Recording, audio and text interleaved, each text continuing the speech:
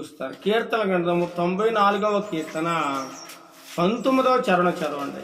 19వ చరణం చాలా గొప్ప మాటలు ఉన్నాయి. 94వ కీర్తన భాగము 19వ చరణం.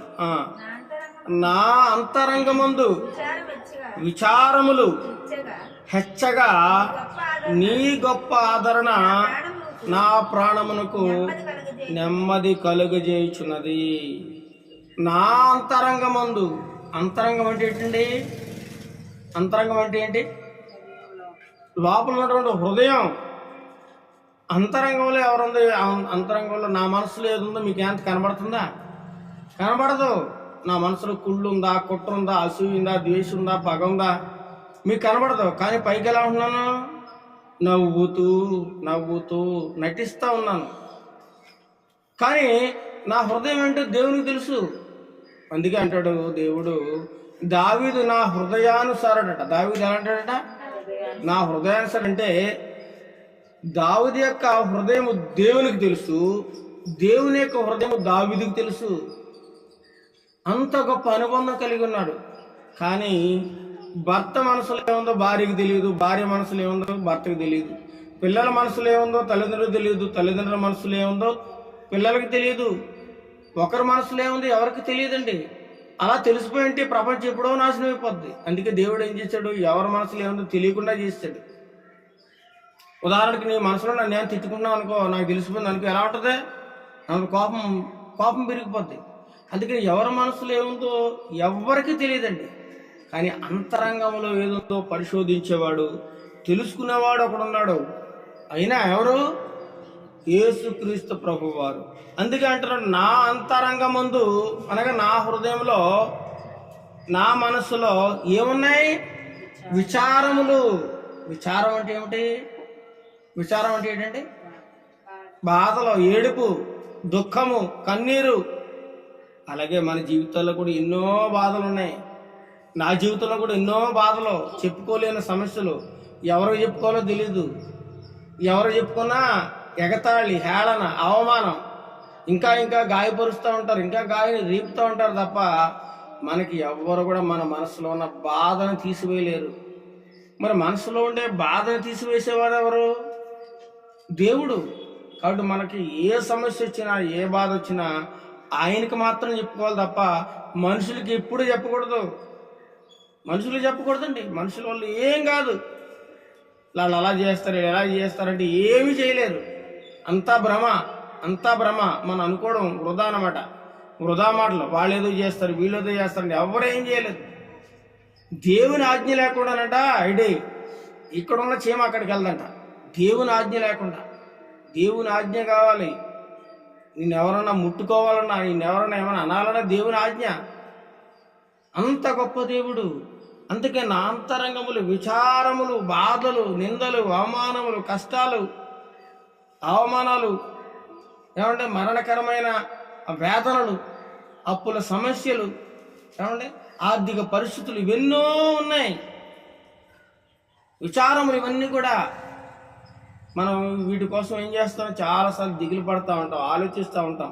ఏంటి నా పరిస్థితి ఎలా అయిపోయింది, ఏంటి నా బ్రతికి ఎలా అయిపోయింది, నేను ఎక్కడ తప్పు చేశాను, ఏ విషయంలో పడిపోయాను మనం ఆలోచించుకోవాలి. ఏదో విషయంలో మనం తప్పిపోతూ ఉంటాం, ఎన్నో విషయాల్లో.